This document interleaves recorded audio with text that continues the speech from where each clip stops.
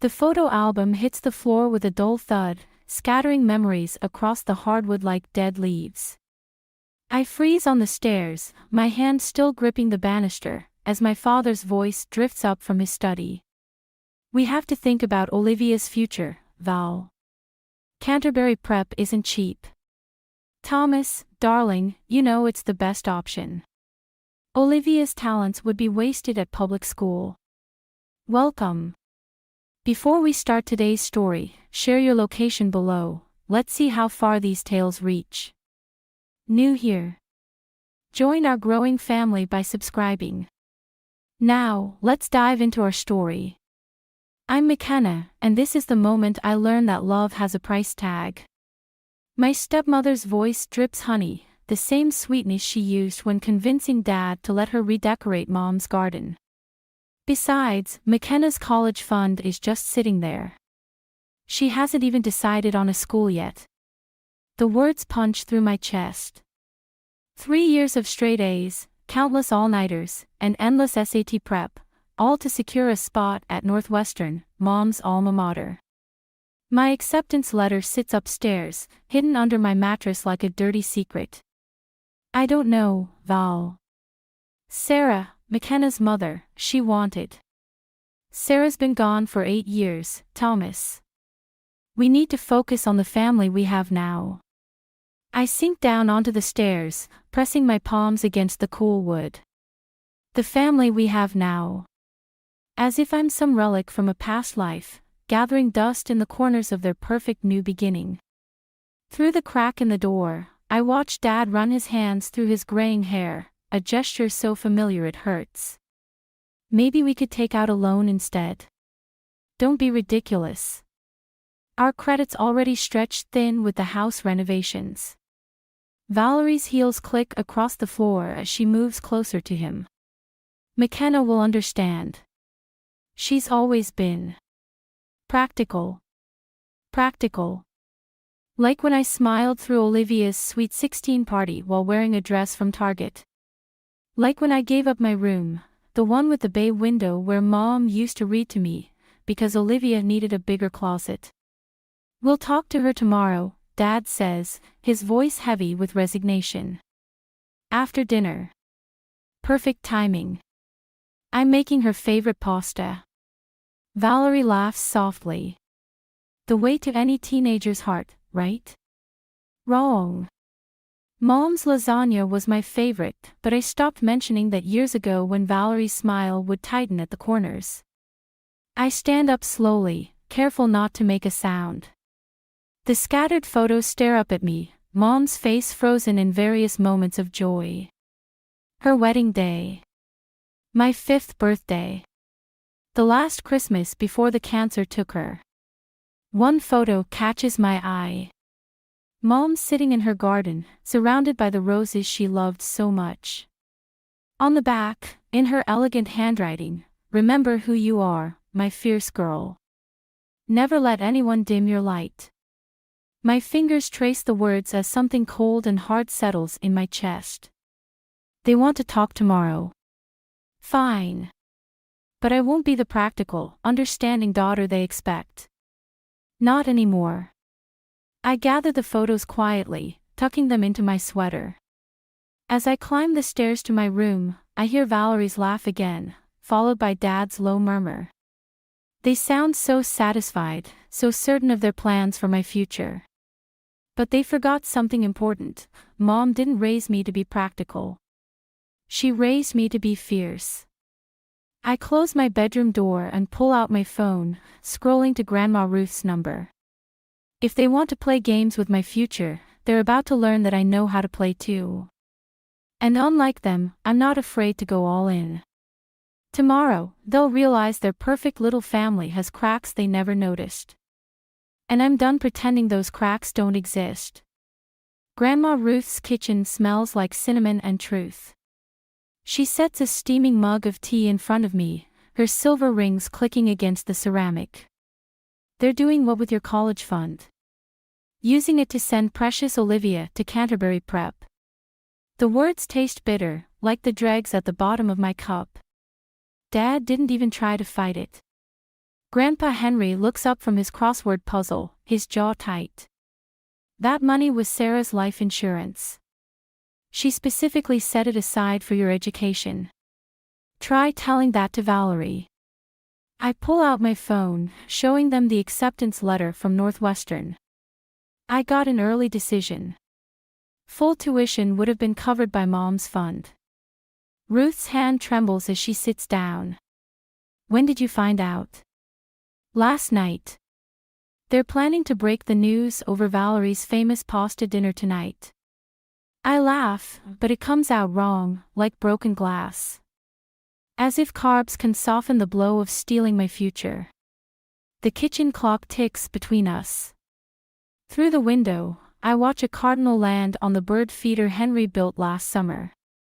Mom used to love watching the birds here, sketching them in her journal while Ruth baked. There's something else you should know, Ruth says, exchanging a look with Henry. We've decided to move to Pine Grove Retirement Community. What? But this house is yours. Henry puts down his pencil. We signed the papers last week. It was always meant to be your inheritance, but given the circumstances. My tea goes cold as they explain. The house, this beautiful Victorian with its wraparound porch and secret reading nooks, has been in Mom's family for generations. Ruth and Henry kept it in trust after Mom died, knowing Dad would never sell his new wife's dream home to move here. Does Dad know? Not yet. Ruth reaches across the table, her fingers wrapping around mine. The timing is up to you, sweetheart. A car door slams outside. Through the window, I see Olivia stepping out of her friend's Mercedes, designer shopping bags hanging from her arms. The same arms that hugged me last Christmas while she whispered, "Don't worry, you'll find somewhere cheaper than Northwestern. Community college isn't that bad." My phone buzzes. Dad, where are you? Valerie's starting dinner soon. I should go. I stand up, but my legs feel heavy. They're waiting. Makenna. Henry's voice stops me at the door. Your mother never backed down from a fight. Neither should you. The drive home is short, but my mind races faster than the car. The house looms ahead, my house, technically. The thought sits like a weapon in my pocket. Inside, Valerie's bustling around the kitchen, humming as she stirs her sauce. There you are. I was worried you'd miss our family dinner. Family. The word sticks in my throat. Sorry, I was at Grandma's. I move past her to set the table, counting forks like ammunition. Need any help? No. You just relax. Your father and I have something important to discuss with you. Dad appears in the doorway, his tie loosened. Princess, where were you all afternoon? We tried calling. Princess. He hasn't called me that since before Mom died. The manipulation is so obvious it almost makes me laugh. Olivia bounces in, still in her shopping clothes. Daddy, look what Jessica's mom bought her for the Canterbury Spring Formal. Can I get one too? We'll talk about it later, sweetheart. But his smile gives away the answer. We sit down to eat, the pasta steaming on our plates like a last meal. Valerie chatters about her garden club, Dad nods at appropriate intervals, and Olivia texts under the table. A perfect family dinner, except for the grenade I'm holding. So, Makenna, Valerie starts, her voice honey-sweet. Your father and I wanted to discuss something with you. About your future. I twirl pasta around my fork, watching the sauce drip red like blood. Funny. I have something to discuss too. The table goes quiet. In my pocket, my phone buzzes with a text from Ruth. Remember who you are, fierce girl. I look up, meeting their expectant faces. Time to light the match. The hallways at Jefferson High feel different now, like everyone's whispering about secrets I didn't know I had. Emma Chen, my lab partner since freshman year, switches seats when I walk into AP Chemistry. Two girls from volleyball practice suddenly need to use the bathroom when I enter the locker room. Then I see the Instagram post. Some people will do anything for attention. Olivia's caption reads beneath a photo of me at last week's college acceptance celebration. Even lie about getting into Northwestern to make their family feel guilty. #pathological liar #get help. My hands shake as I scroll through the comments. Olivia's friends have been busy, sharing stories about how I made up my acceptance, how I'm jealous of her Canterbury acceptance, how I'm unstable since mom died. Is it true? Emma asks during lunch, sliding into the seat across from me. About Northwestern. I pull out my phone, ready to show her the acceptance letter, but stop myself. The fact that she needs proof makes my stomach turn.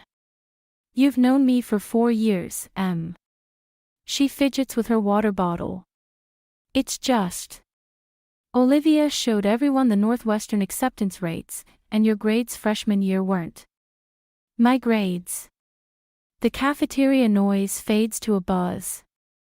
You mean when my mom was dying of cancer? I didn't mean. Save it. I stand up, my untouched lunch tray like a barrier between us. Ask Olivia about her Canterbury acceptance. I'm sure she'd love to tell you all about her perfect grades. I find Olivia in the senior parking lot after school, surrounded by her usual crowd. She's wearing mom's old pearl necklace, the one that disappeared from my jewelry box last month. She claimed Dad gave it to her as an early birthday present. Taking more family heirlooms, Olivia? My voice carries across the lot. Or just more of my future? The circle parts as I approach. Olivia's smile doesn't reach her eyes. Having another meltdown, sis. Maybe you should see someone about these delusions. Delusions? I pull out my phone, opening the Northwestern portal. Like how you're telling everyone I faked my acceptance? Or how about the delusion that those are your pearls? Daddy gave these to me. Her hand flies to the necklace. Just like he's giving me the opportunity one deserve at Canterbury. It's not my fault you're not good enough for. The crack of my palm against her cheek echoes through the parking lot. Phones appear instantly, recording. Olivia's eyes go wide, then fill with tears right on cue. She hit me. She sobs, clutching her face. Did everyone see that? She's completely lost it. Security arrives within minutes. In the principal's office, Valerie plays the concerned stepmother perfectly, dabbing at Olivia's non-existent bruise while Dad stares at the floor. Given the circumstances, Principal Martinez says, and Makenna's emotional state, we're recommending a 3-day suspension. Emotional state. I laugh, the sound sharp enough to make Dad flinch. You mean like having my college funds stolen? Or watching my stepsister wear my dead mother's jewelry? Makenna, please. Dad finally speaks, his voice tired. Let's not do this here. Why not? Isn't this what family's all about? Pretending everything's fine while we steal from each other. Valerie gasps, pressing Olivia closer. Thomas, do you hear how she's talking? Maybe we should consider getting her some help. The only help I need is a lawyer. I stand up, my chair scraping against the floor. Those pearls belonged to my mother, and that college fund was her life insurance money. But go ahead, keep pretending I'm the crazy one. Principal Martinez clears her throat. Perhaps some family counseling would be beneficial. Family. I look at Dad, really look at him, seeing the gray in his hair, the new lines around his mouth. We stopped being a family the moment he chose their happiness over Mom's memory.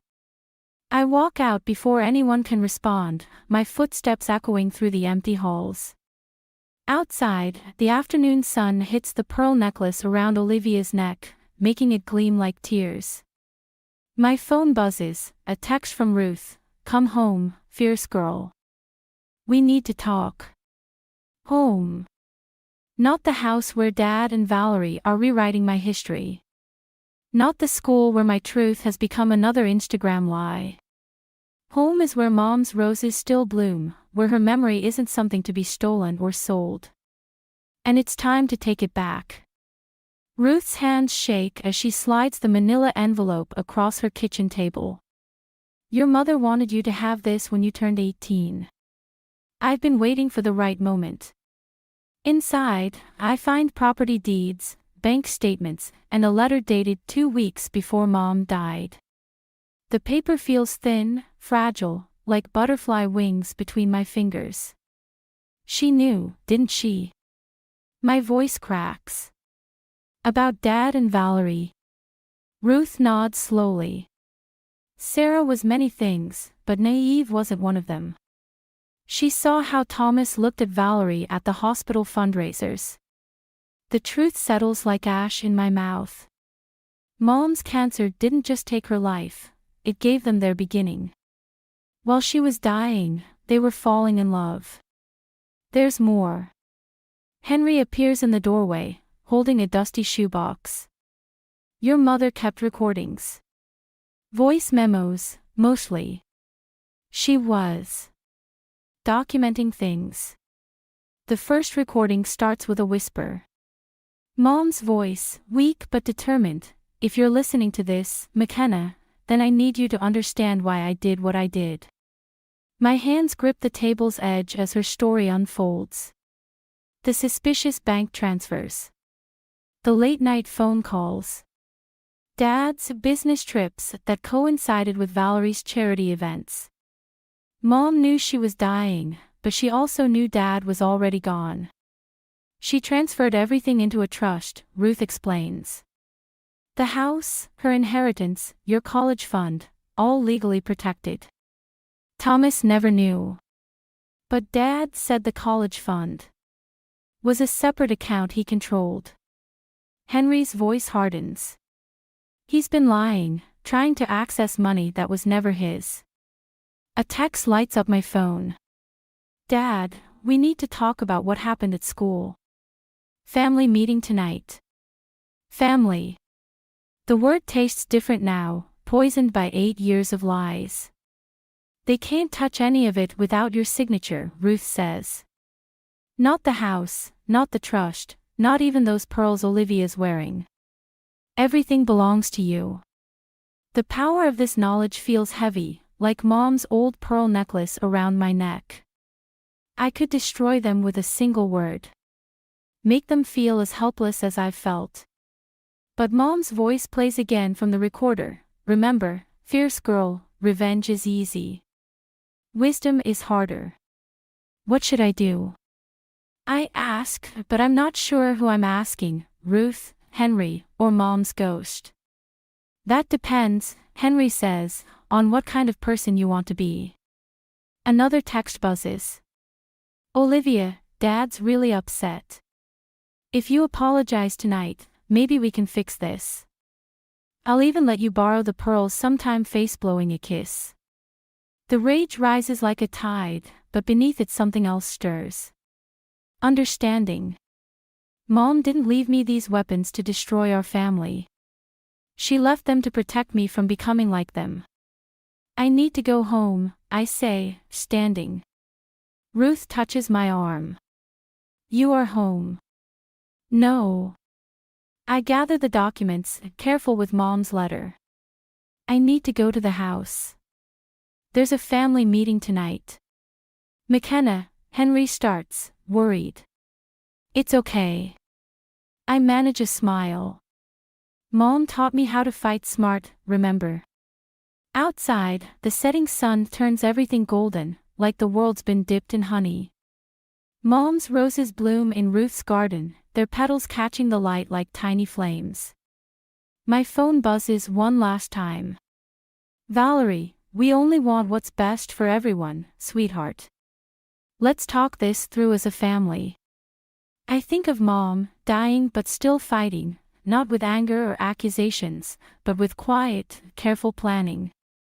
Protecting me until I was ready to protect myself. The manila envelope weighs nothing in my hands, but its contents could change everything. Tonight, at their carefully orchestrated family meeting, they'll try to paint me as the villain, the unstable daughter, the jealous sister, the ungrateful stepdaughter. But Mom taught me something they've forgotten: real power doesn't shout. It whispers. And I've got 8 years of whispers tucked safely in this envelope. Time to show them what fierce really means. The family meeting feels like a carefully staged play. Valerie's arranged us around the dining room table, Dad at the head, her at his right, Olivia beside her. The perfect family tableau, with me as the disruptive element. Mom's pearl necklace still gleams at Olivia's throat. She touches it constantly, like a talisman. We're worried about you, sweetheart. Valerie reaches across the table, but I pull my hands back. Your behavior lately, the incident at school. Let's talk about behavior. I place Mom's manila envelope on the table. Like accessing accounts that don't belong to you. Dad's face pales. What are you talking about? The college fund wasn't yours to take. I slide the bank statements toward him. Mom made sure of that. Valerie's smile freezes. Thomas, what is she? 8 years. My voice stays steady, the way Mom's did in her recordings. 8 years of trying to access accounts you knew weren't yours. Did you think no one was watching? That money was meant for your future, Dad starts. You're right. It was. I pull out Mom's letter next. Just like this house was meant for my future. The silence that follows feels like glass about to shatter. Olivia's hand flies to the pearls again, her fingers trembling. What do you mean, the house? Valerie's voice rises slightly. Thomas. He doesn't know. I meet Dad's eyes. Mom left everything in trust. The house, the accounts, even those pearls Olivia's wearing. Everything belongs to me. Olivia yanks the necklace off like it's burning her. Daddy, tell her she's lying. The papers are right there. I nod to the envelope. Maybe you should read them, Dad. See how Mom spent her last months protecting me while you were falling in love with Valerie. The color drains from his face. How did you? The voice memos. I pull out my phone. Mom documented everything. The calls, the meetings, the transfers. She knew what was happening, even from her hospital bed. Valerie stands abruptly, her chair scraping against the floor. Thomas, we need to call our lawyer. Your lawyer can't help. I stay seated, channeling Mom's quiet strength. Everything's legal. Everything's binding. The only question is what happens next. Are you threatening us? Olivia's voice cracks. In our own home. Not your home. The words feel like keys unlocking something inside me. Never was. Dad reaches for the papers with shaking hands. Makenna, princess, we can work this out. We're family. Family. I laugh, but it sounds more like breaking. Family doesn't steal from each other. Family doesn't lie and manipulate and gaslight. Family doesn't fall in love while their wife is dying of cancer. The last words hit him like physical blows. Valerie moves to touch his shoulder, but he flinches away. What do you want? Valerie's mask finally cracks, showing the fear beneath. Money. The house. Those stupid pearls. I stand slowly, gathering the documents. I want what Mom wanted, the truth. And now everyone has it. You can't just throw us out, Olivia whispers. Where would we go? The question hangs in the air, heavy with implications. I think of Mom's voice in the recordings, tired but determined. Sometimes protection means making hard choices, fierce girl. You have 3 months. The words taste like ashes and victory. That's more notice than you gave Mom when you started planning your new life together. Dad's head drops into his hands. Valerie's perfect makeup is starting to run. Olivia stares at the pearls on the table like they're serpents. I walk to the door, then pause. One more thing. I turn back, meeting each of their eyes. Mom forgave you, Dad. In her last recording, she said she forgave you. I'm not sure I can do the same. Outside, the evening air feels clean, washing away 8 years of pretense. My phone buzzes with a text from Ruth. You okay, fierce girl? I look back at the house, my house, where 3 people are realizing their carefully constructed world just collapsed. Mom's roses still bloom in the front garden, their petals catching the last light like drops of blood. Dad shows up at Ruth's house 3 days before the eviction deadline. He looks smaller somehow, his suit hanging loose like borrowed clothes. I watch from the kitchen window as he paces the front walk, stopping to stare at Mom's roses. You don't have to talk to him, Henry says behind me. But I do. Because the man outside isn't the confident father who betrayed us or the weak husband who fell for Valerie. He's something worse, he's broken. The porch steps creak under our weight as we sit, keeping careful distance between us. The bank called, he says finally. We're underwater on the mortgage. Valerie's credit cards, Olivia's school fees. He rubs his face. Everything was built on lies. Like your marriage to Mom. He flinches. I loved your mother. While falling in love with someone else. It wasn't, he stops, a shoulder slumping. You're right. I don't have any excuses left. A cardinal lands in Mom's rose bush, bright against the thorns. Where will you go? Valerie's sister has a place in Cleveland. His voice cracks. Olivia's devastated about leaving her school, her friends. She blames me. They both do. Good. The word hangs between us, sharp and honest. Dad turns, and for a moment I see tears in his eyes. I deserve that. But Makenna, you're becoming. What? Cold. Cruel. I stand up, anger burning through my careful control. Wonder where I learned that. Like them. He whispers it. You're becoming like them. The truth hits like a physical blow. In my pocket, Mom's voice recorder feels heavy. I'd been listening to her final messages last night, not the angry ones about Dad's betrayal, but the quiet ones. Her hopes for my future. Her prayers for peace. We found more recordings, I say. From the hospital. You never visited on Thursdays because you were with Valerie. Mom knew. She sat there alone, planning my future while you planned yours. He covers his face with his hands. I can't change the past. No. But I can protect my future. I pull out a folder, more documents from Mom's trust. The house isn't just property. It's everything you and Valerie tried to hide. The transfers, the accounts, the affairs. Mom documented everything. What are you saying? Leave quietly. Take your perfect new family and disappear. My voice sounds like Mom's in those final recordings, tired but resolute. Or I release everything. Your firm, your clients, everyone will know. You destroy me completely. His voice breaks. Your own father.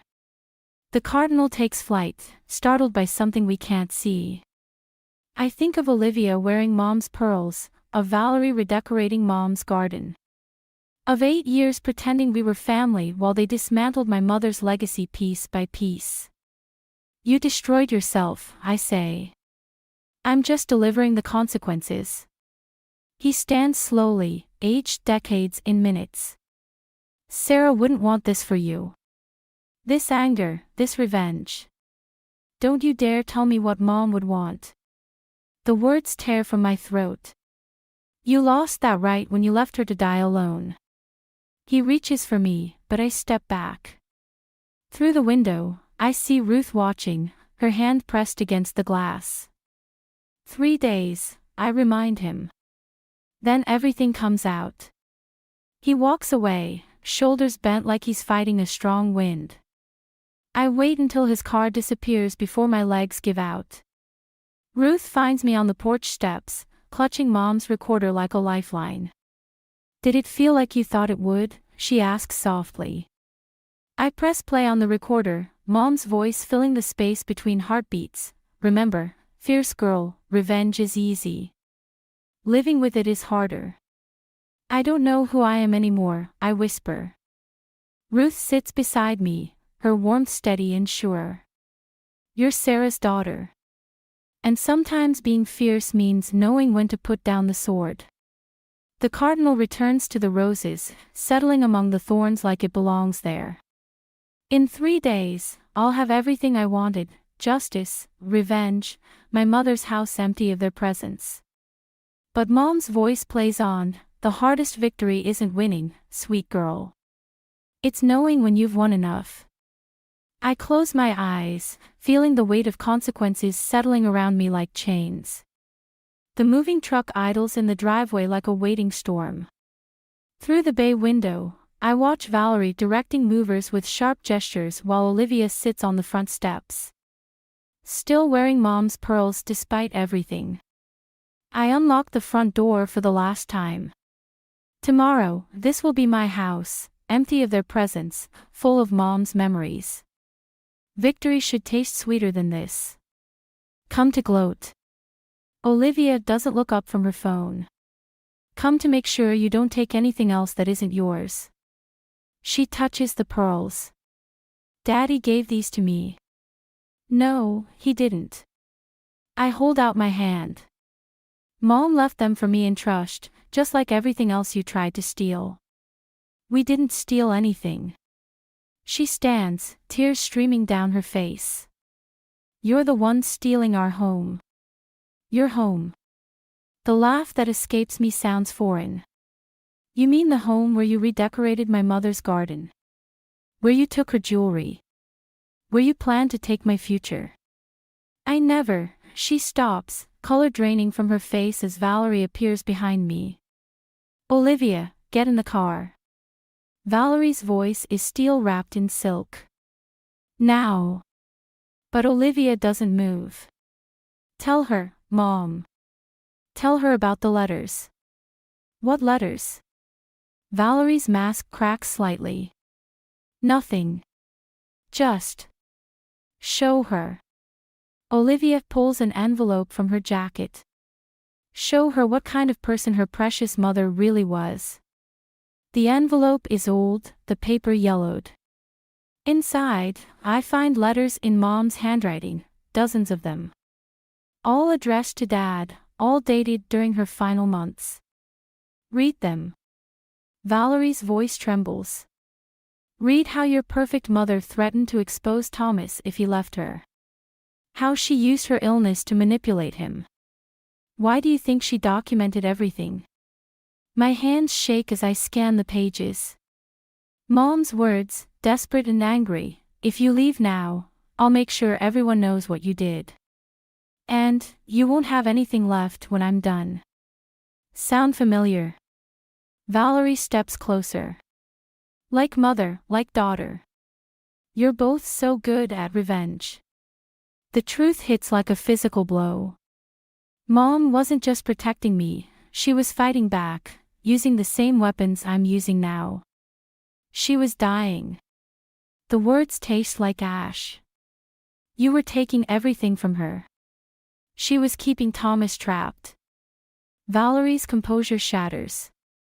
He was miserable, but she wouldn't let him go. So yes, we waited. And yes, we planned. Because she left us no choice. Dad appears in the doorway, looking worn and gray. That's enough, Val. No, they should both know the truth. Valerie grabs the pearls from Olivia's neck, snapping the strand. Pearls scatter across the porch like tears. You want your mother's legacy? Here it is, manipulation and spite, wrapped in righteousness. I stare at the broken necklace, at the scattered pearls catching sunlight. Mom's voice plays in my head, remember who you are, fierce girl. But who am I? My mother's daughter, carrying her anger like an inheritance. Or something else. Keep the house. The word surprise even me. Keep the pearls, keep everything. What? Olivia whispers. I don't want to be this person anymore. I look at Dad, really look at him. Mom chose revenge. I'm choosing to be different. Makenna, Dad starts, but I cut him off. I'm going to Northwestern. I'll find my own way there. I pull out Mom's recorder, placing it with the letters. Keep these too. We've all heard enough ghosts. Valerie's mask crumples entirely. Why? Because Mom taught me to be fierce. I step back, feeling lighter somehow. But she never taught me how to be free. I walk away from the house, their house now, truly theirs. Behind me, I hear Olivia crying, Valerie calling my name, Dad's heavy silence. But ahead of me, the future stretches clean and empty, ready to be filled with something other than revenge. Mom's last recording plays in my memory. The hardest victory isn't winning, sweet girl. It's knowing when you've won enough. I've won enough. More than enough. It's time to let the ghosts rest. The Northwestern acceptance package sits unopened on Ruth's kitchen table. Outside, the first spring roses are blooming, their petals catching morning light like tiny flames.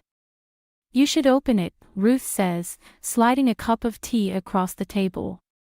Financial aid letters don't read themselves. My hands shake slightly as I break the seal.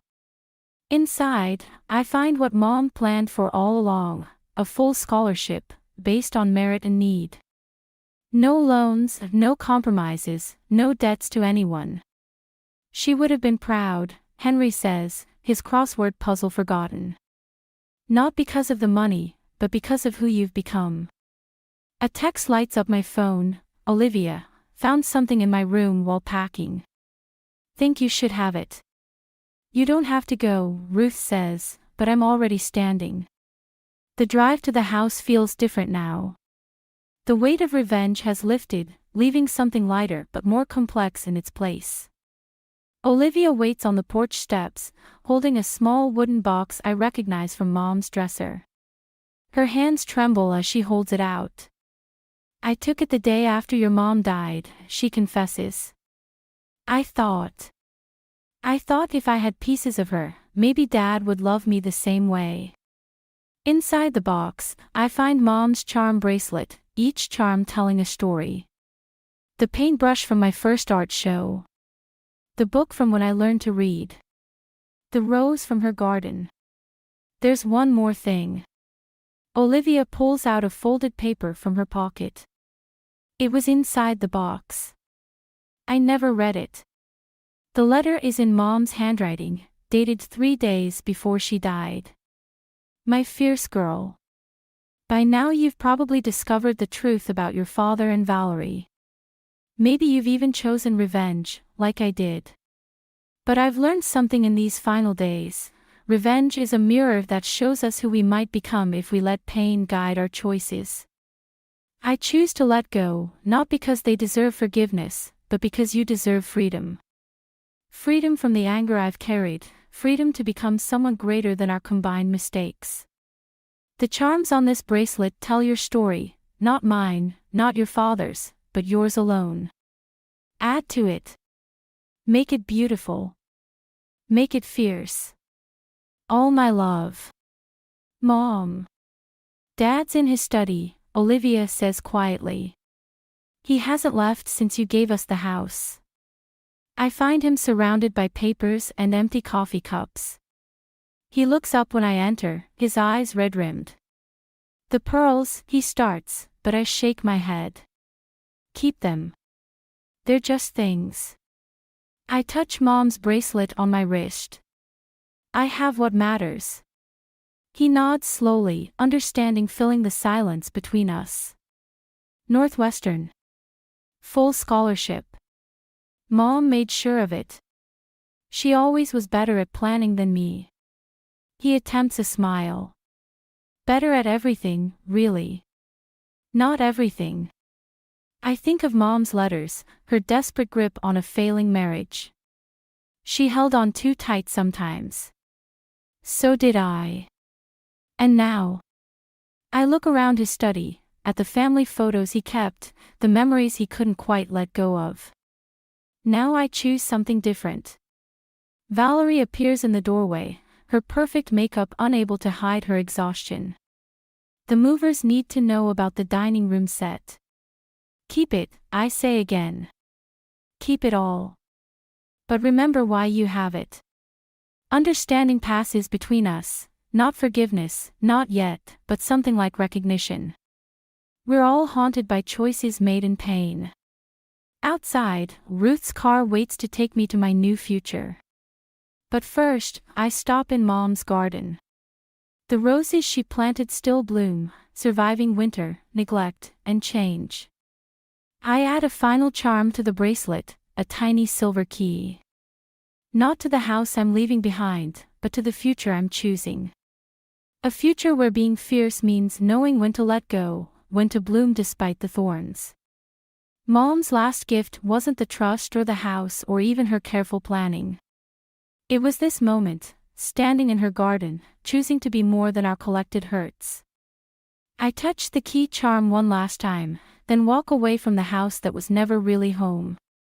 Behind me, the roses continue blooming, indifferent to who owns them, concerned only with reaching toward the light.